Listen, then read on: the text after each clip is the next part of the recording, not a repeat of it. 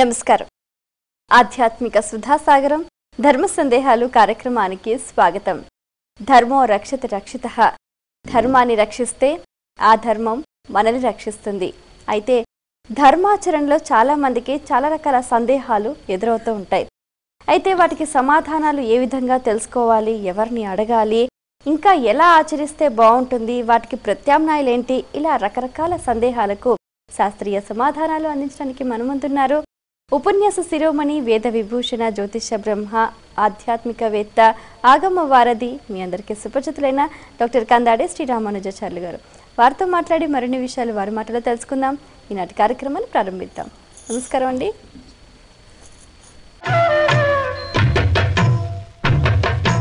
మొదటి ఉత్తరం చూద్దామండి. ఖమ్మం నుంచి సునైనా రాస్తున్నారు. మనస్సు మన వశంలో ఉండాలంటే ఏం చేయాలి తెలియజేయగలరు అంటూ రాస్తున్నారు. ప్రాణాయామై హరేత్ దోష. భాగవతం చెప్తుంది మనస్సు మన వశంలో ఉండాలంటే ప్రాణాయామం చేయాలి. అంటే ఏంటి? మన శరీరంలో అంతా గాలి ఉంటుంది కదా, తిరుగుతూనే ఉంటుంది గాలి నిరంతరం. కుడి భాగం, ఎడమ భాగం. మనకు రెండు నాడులు ఉంటాయి, సూర్యనాడి, చంద్రనాడి. కుడి భాగంలో సూర్యనాడి, ఎడమ భాగంలో చంద్రనాడి. మళ్ళీ ఎడమ భాగంలో సూర్యనాడి, కుడి భాగంలో చంద్రనాడి. దాన్ని మనం మార్చుకోవాలి. వాయువు ఏ నాడిలో ఉందో గుర్తించగలగాలి. ఏ నాడిలో ఉన్నదాన్ని వేరే నాడిలోకి మార్చుకోగలిగాలి. మనకు సాధన చేస్తే వస్తుంది. సక్రమంగా ప్రాణాయామం చేసే వారికి ఏ రోగాలు రావు. అంటే శరీరంలో ఎక్కడ దోషం ఉందో అక్కడికి వాయువును పంపగలగాలి. పంపి అక్కడే కొంతసేపు నిలిపితే, ఇలా రోజు చేస్తే గాలి అక్కడ దోషాన్ని తీసేస్తుంది. గాలి ఏం చేస్తుంది? దుమ్ము బాగా ఉందనుకోండి, బాగా గాలి వస్తే కొట్టుకుపోతుంది కదా. అలాగే మన శరీరంలో ఉన్న ఆయా ప్రాంతాల్లో ఉన్నటువంటి దోషాలను గాలి పోగొడుతుంది. మోకాల్లో నొప్పి ఉంది, అక్కడికి వాయువును పంపండి. వాయువు ఎక్కువైంది, పనికిరాని వాయువును తీసేస్తుంది, అసలు ఉన్న వాయువును ఉంచుతుంది. ఇలా మన శరీరంలో ఏ ప్రాంతంలో దోషం ఉన్నా ఆ ప్రాంతంలోకి ప్రాణవాయువును పంపి అక్కడున్న దోషాన్ని తొలగించగలిగితే ప్రాణాయామై దహేతు దోషాన్. ప్రాణాయామంతో అన్ని దోషాలు పోతాయి. అంటే ఏం చేయాలి? వాయువును పంపాలి. అంటే ఏం చేయాలి? మన శరీరంలో వాయువు ఎక్కడుందో గుర్తించగలగాలి. ఎక్కడికి పోవాలో నిర్దేశించుకోవాలి, అక్కడికి పంపాలి. అంటే ఏమిటి? ప్రాణాయామం చేస్తున్నంతసేపు మనస్సు ఎక్కడ ఉండాలి? గాలి వైపే ఉండాలి, గాలి దగ్గరే ఉండాలి కదా. ఈ మొత్తం శరీరంలో ఇప్పుడు ఎక్కడ గాలి ఉంది, ఆ వాయువు ఎక్కడి నుంచి వెళుతుంది, దాన్ని మనం ఎక్కడికి చేర్చాలి, అక్కడ ఎంతకాలం ఉంచాలి, దృష్టి అంతా అక్కడే ఉంటుంది. ఇలా చేస్తే ఏమవుతుంది? మనసును ఒకే చోట ఉంచటం అలవాటవుతుంది. అప్పుడు ప్రాణం మీద ఉండే మనస్సును కాస్త దైవం మీద ఉంచు. చెప్తుంది భాగవతం, పరమాత్మ విగ్రహాన్ని నీ ముందర పెట్టుకో. మొదలు పాదాలను చూడు, పాదాలనే చూడు. ఎంతసేపు? గెలిచేదాకా. గెలిచేదాకంటే నీ మనస్సు మరెక్కడికి పోకుండా. మనకు భారతం చెప్తుంది. భారతము, భాగవతం, రామాయణం సచ్చరిత్రం నేర్పుతాయి. సత్ అభ్యాసాన్ని నేర్పుతాయి. గురి చూచి బాణం కొట్టాలి అంటే ఏం చేశాడు? అక్కడ ఓ పక్షి ఉంది, నాయనా నువ్వు పక్షి కన్నును కొట్టాలి. ఏం కనపడుతుంది? ఎవరినో అడిగాడు. ఏ పక్షి కనపడుతుందండి. ఏం కనపడుతుంది పక్షిలో? తోక కనపడుతుందండి, రెక్కలు కనపడుతున్నాయండి, పక్కకు పో. నీకురా తలకాయ కనపడుతుందండి, పక్కకు పో. అందరినీ పంపించేశాడు. చివరికి అర్జునుడు వచ్చాడు. ఏం కనపడుతుందిరా? అయ్యా కన్ను కనపడుతుందండి. బాగా చూడు, ఇంకేముంది? ఏం లేదండి, కన్నే ఉంది, కొట్టు అన్న. ఇది మనం నేర్చుకోవాలి. లక్ష్య శుద్ధి ఉంటే లక్ష్య సిద్ధి అవుతుంది. ఏది కావాలో దాని మీదే ఉంచాలి, పక్కకు పోదు. కానీ మనస్సు మహాచంచలం, ఏమాత్రం నమ్మకూడదు, మనల్ని ఏమారుస్తుంది. దేవాలయంలోకి వెళ్ళి దైవాన్ని చూస్తున్నా మనస్సు అయ్యో ఇంటి నుంచి వచ్చాము, మరి బీరువాకు తాళం వేసామో మర్చిపోయాము, పోయేదాకా ఉంటాయో పోతాయో, ఎదురుగా స్వామి మనసులో బీరువా. ఏం చేస్తామండి? ఈ స్థితి రాకుండా ఉండాలంటే ప్రతిరోజు తప్పకుండా సాధన, ఓ 15 నిమిషాలు, ఓ 20 నిమిషాలు అలా కళ్ళు మూసుకొని ప్రాణాయామం. గాలిని పీల్చుకోండి, నిలపండి, వదలండి. కుంభక, పూరక, రేచక, రేచక, పూరక, కుంభక, రేచక, కుంభక, పూరక, అన్ని రకాలు. గాలిని తీసుకోవాలి, గాలిని నింపాలి, గాలిని విడవాలి, గాలిని విడవాలి, గాలిని నింపాలి, గాలిని నిలపాలి. ఇలా చేసుకోవచ్చు. అంటే అనులోమ ప్రతిలోమం. ప్రాణాయామం అనేది అనులోమం ప్రతిలోమం. దీన్ని ఆచరించి దృష్టి మన శరీరంలోని వాయువు మీద ఉంచగలిగితే క్రమక్రమంగా ఆ వాయువును హృదయంలోకి తెచ్చి అక్కడ ఉన్న పరమాత్మలోకి తెచ్చి అక్కడున్న స్వామిని చూస్తే అయిపోయింది, ఇంకేముంది. దీన్ని సాధన చెయ్యండి. మనస్సుకు ఏకాగ్రత వచ్చిన వాడికి ఏ ద్వేషాలు, ఏ కోపాలు, ఏ వ్యామోహాలు ఏవీ ఉండవు. పరిపూర్ణమైన వ్యక్తిత్వం ఉంటుంది. మరి ఉత్తరం చూద్దామండి. నిజామాబాద్ నుంచి శ్రీజ రాస్తున్నారు. కోపాన్ని నిగ్రహించుకోవాలంటే కోరికలు తగ్గించుకోవాలంటారు, నిజమేనా? తెలియచేయగలరు అంటూ రాస్తున్నారు. కోపం అనేది ఎందుకు వస్తుంది కదా? కారణం ఏమిటి? చేయలేను. మనకు కావలసినది లభించినప్పుడు కోపం వస్తుంది కదా. మనకు ఏదో వస్తువు కావాలి, మనం షాప్కు పోయాం, ఒక వస్తువు సెలెక్ట్ చేసుకున్నాం, పొరపాటున దాన్ని ఇంతకుముందే ఎవరో బుక్ చేశారు, ఏమవుతుంది? వెంటనే రియాక్షన్ ఏమిటి? కోపమే వచ్చేస్తుంది. అందులో వాడి తప్పే ఉంది. నువ్వు తర్వాత వచ్చి చూసావు, వాడు ముందే తీసుకున్నాడు కదా. నీకంటే ముందు వచ్చి ఆ వస్తువు తీసుకోవడం వాడి తప్ప, వాడిని కోపించడం ఏంటి? అంటే మనకు కావలసిన దాన్ని మరెవరైనా అడ్డుకుంటే, వాళ్ళు స్వాధీనం చేసుకుంటే, మనకు కావలసినది మనకు దొరకకుంటే, దొరకకుండా చేసిన వాళ్ళ మీద కోపం వస్తుంది. లేదు మన తప్పే అయింది అనుకోండి, మన మీద కోపం రాదు. వస్తుంది? రాదు. మనం తప్పు చేశాం, మనమే పొరపాటు, గంట ముందు పోవలసింది అనుకోవచ్చు కదా. కాదు, వాడెట్లా బుక్ చేశాడు, నువ్వెలా కోరుకున్నావు, వాడెలా కోరుకున్నాడు. కోరికే కోపానికి మూలము చెప్తాడు గీతలో. కామ ఏషః క్రోధ ఏషః రజోగుణ సముద్భవ మహాశన మహాపాప్మ. కోరిక అనేది పెద్ద ఆకలి, దానికి చాలా పెద్ద ఆకలి. అంటే ఎన్నడూ కోరిక పూర్తి కాదు. అన్నం తింటే కడుపు నిండుతుంది, కానీ ఆశలు కూర్చుకుంటే ఎప్పుడు ఆశ అయిపోతుంది. చాలు అన్న ప్రశ్న లేదు. నజాతు కామ కామానాం ఉపభోగేన సామ్యతి.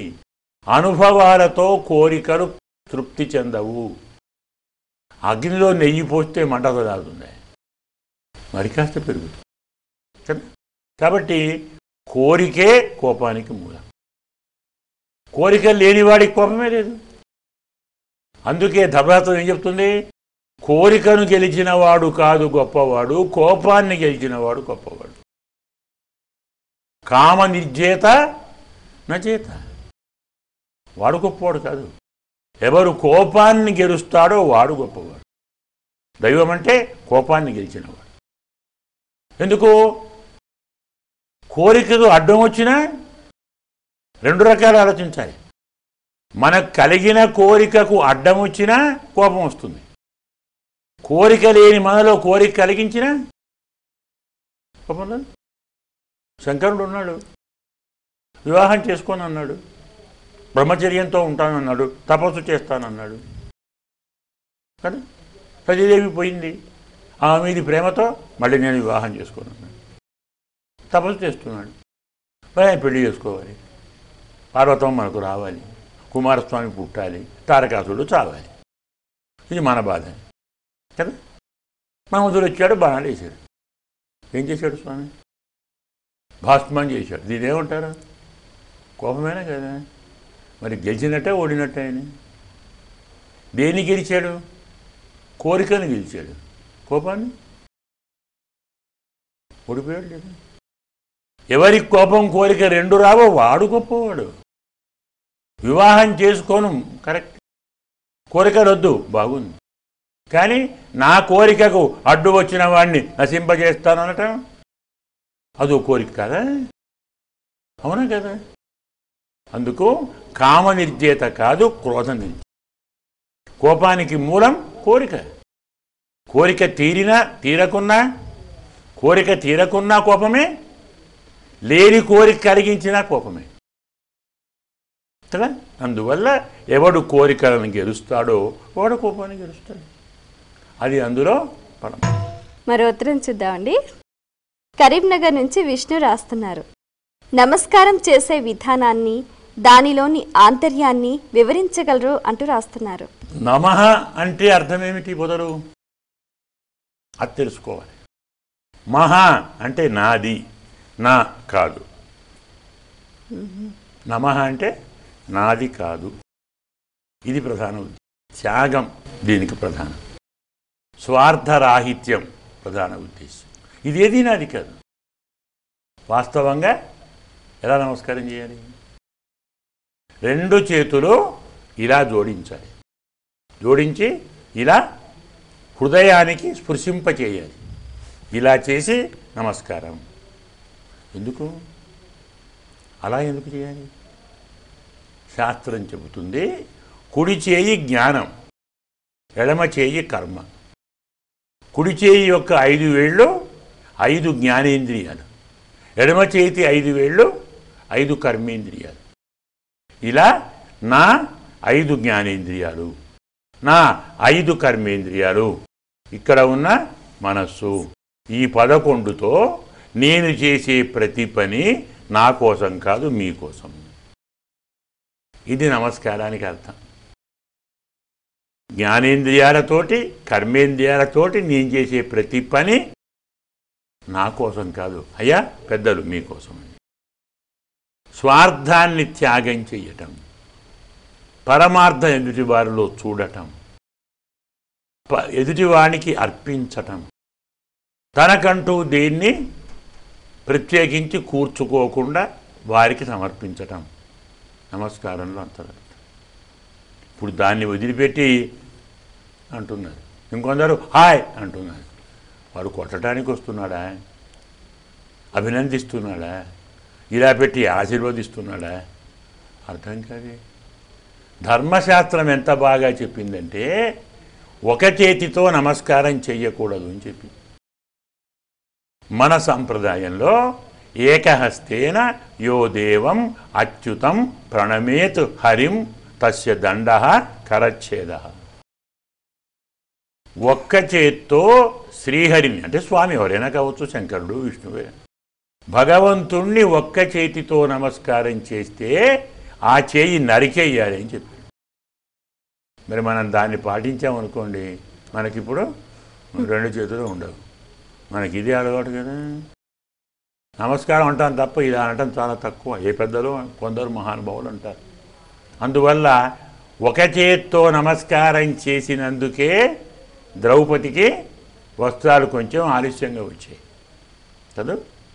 వస్త్రాపహరణం జరుగుతున్నప్పుడు ఒక చేత్తో ఇలా చీర ముడేదో ఉంటుంది కదా, దానికి పట్టుకొని గదాపాణి ద్వారకా నిలయ అచ్యుత గోవింద పుండరీకాక్ష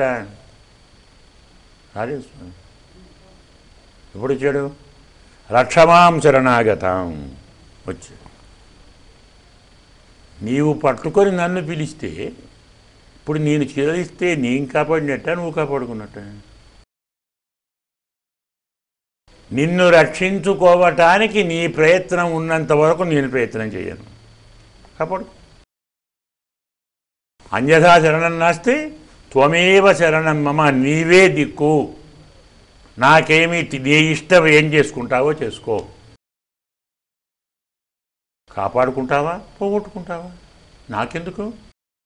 పరిపూర్ణంగా భార వేసిన నాడే స్వామి కాపాడుతాడు. ద్రౌపది కూడా మొత్తం అప్పచెపితేనే కాపాడాడు కదా. కాబట్టి ఇది పరమార్థం.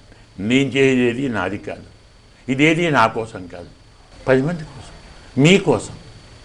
త్యాగం, స్వార్థరాహిత్యం, ఉదార భావం, నమస్కారంలో ఇమిడి ఉన్న పరమార్థం. మరి ఉత్తరం చూద్దామండి. ఇందు బెంగళూరు నుంచి రాస్తున్నారు. ఇంటి ముందు వేసే ముగ్గులో ఆంతర్యం ఏమిటి తెలియచేయగలరు అంటూ రాస్తున్నారు. మనము ముగ్గు అంటున్నాం, వాస్తవంగా దాని పేరు ఏమిటి? రంగవల్లి. రంగవల్లి. కొంచెం అర్థం చేసుకుంటే తెలుసుకుంటూ సరిపోతుంది. రంగ అంటే ఏమిటి? స్టేజ్, వేదిక, నాటక రంగం, కళారంగం కదా. అలాగే రంగ మండపం, నాట్యరంగం, నృత్యరంగం, గానరంగం. రంగం అంటే వేదిక. రంగవల్లి, వేదికకు తీగ. వల్లి అంటే తీగ, లత. ఏ వేదికకు?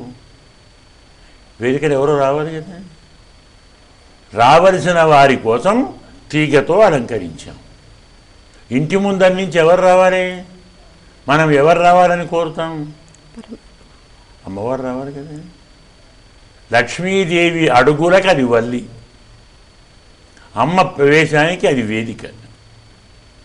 ప్రతి ఇంటి ముందు రంగవల్లులుంటే లక్ష్మి ఆ ఇంట్లోకి తాండవిస్తుంది ఇది శాస్త్రం.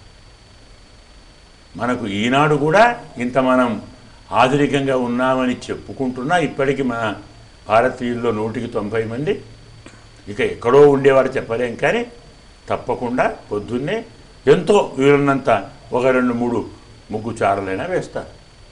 వెయ్యాలి, అమ్మను పిలవాలి. పొద్దున్నే లేచి శుభ్రంగా ఊడిచి ఆవు పేడతో నీళ్లు చల్లి, ఆవు పేడ చల్లితే మొత్తం పవిత్రం కదా. రెండోది, క్రిమికీటకాలు రావు.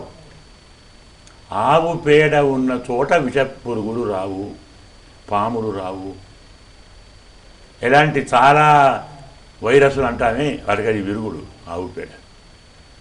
మన వాళ్ళు ప్రాచీనులు పెట్టిన ఆచారం అంతా పరిపూర్ణమైన సంక్షేమ సూత్రాలే, ఆరోగ్య సూత్రాలు.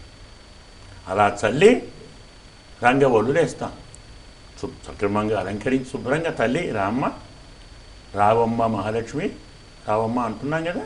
అది సకల దేవతా ఆహ్వానానికి వారు వచ్చి చేరే వేదికకు ఇది అలంకరణ. అదే వల్లి. ఆ వల్లి ఎంత బాగా పెరిగితే మన ఇంట్లో లక్ష్మీ వల్లి అంత బాగా పెరుగుతుంది, సంపద పెరుగుతుంది, మనలోని సద్భావన పెరుగుతుంది. అది అందులోనే అంతే. మరి ఉత్తరం చూద్దామండి. కళ్యాణ్ హైదరాబాద్ నుంచి రాస్తున్నారు. కళ్ళు మూసుకొని జపం చేయటంలో పరమార్థం ఏమిటి తెలియచేయగలరు అంటూ రాస్తున్నారు. ఒక జపమే కాదు, ధ్యానం కదా. అంటే మనం ఒక విషయం మీద మనస్సు లగ్నం చేయాలి. మనస్సు లగ్నం చెయ్యాలంటే న్యాయంగా మనస్సును పాడు చేసేవేవి, పక్కకు తప్పించేవి మన ఇంద్రియాలే కదా. కన్నులు. మనం కళ్ళు తెరిచి జపం చేస్తున్నాం అనుకోండి, పొరపాటున అక్కడి నుంచి ఓ అందమైన అమ్మాయి పోయింది. ఎక్కడికి పోయింది మనస్సు? లేదు, మన భార్య ఎటు తిరుగుతుంది, ఏమైంది? ఇంకొకరు లడ్డూలు తీసుకొని పోతున్నారు, ఒకరు పండ్లు తీసుకొని పోతున్నారు. పరిస్థితి ఏమిటి? ఎదురుగా మనం చూచిన దృశ్యం మన మనస్సు ఆకర్షిస్తుంది, అక్కడికి పోతుంది, ఇక్కడ చూడలేదు. మీరు అడగొచ్చు, ఒక కళ్ళేనా, చెవులు మూసుకోవద్దా, ఏం వినరావా, ముక్కు మూసుకోవద్దా, వాసన రాదా? అందుకే మనం ముక్కు మూసుకుంటాం కదా. ముక్కు మూసుకొని ప్రాణాయామం చేస్తాం, కనులు మూసుకొని ధ్యానం చేస్తాం. మరి చెవులు? మంత్రం ఉచ్చరిస్తుంటే చెవులు పని చెయ్యవు. నోటి నుండి మంత్రం చదువుతున్నంతసేపు, మాట్లాడుతున్నంతసేపు చెవులు పని చెయ్యవు. మనం మాట ఆపితే పక్కవాని మాట వినొస్తుంది. కాబట్టి మనస్సును మనం ఏ మంత్రం జపం చేస్తున్నామో ఆ మంత్రం మీదనే పెట్టినప్పుడు చెవులు ముక్కు పనిచేయవు, కళ్ళు మాత్రం చేస్తుంటాయి. అందుకే వాటిని మూసుకోవడంలో మరో పరమార్థం ఏంటి? హృదయంలో ఉన్న స్వామిని చూడు, అంతర్దృష్టి నేర్చుకో. జపానికి ఉద్దేశ్యం అంతర్దృష్టి. లోపల వేంచేసి ఉన్న పరమాత్మ స్వరూపాన్ని చూస్తూ ఆయన మంత్రాన్ని జపం చెయ్యి, మరి దేన్ని చూడకు. ఇది అందులోనే పరమాత్మ. చాలా సంతోషం అండి. మీ అమూల్యమైన సమయాన్ని కేటాయించి మా ప్రేక్షకుల ధర్మ సందేహాలకు శాస్త్రీయ సమాధానాలు అందించినందుకు ధన్యవాదాలు. వీక్షించారు కదండి, ఇది ఇవాల్టి ధర్మ సందేహాలు కార్యక్రమం. మీకు కూడా ఏవైనా ఆధ్యాత్మిక ధర్మ సందేహాలు కలిగితే మా ఈ కార్యక్రమానికి మీ సందేహాల్ని క్లుప్తంగా, సూటిగా, స్పష్టంగా పోస్ట్ కార్డుపై లేదా ఈమెయిల్ ద్వారా రాసి పంపించండి. మా చిరునామా ధర్మ సందేహాలు, కేర్ ఆఫ్ భక్తి TV, road number 92, Jubilee hills, Hyderabad 5,96,000. మా ఈమెయిల్ ఐడి bhaktihyd@gmail.com. మరో కార్యక్రమంలో మీ సందేహాలు మా పండితుల సమాధానాలతో మళ్ళీ కలుసుకుందాం. అంతవరకు సెలవు. నమస్కారం.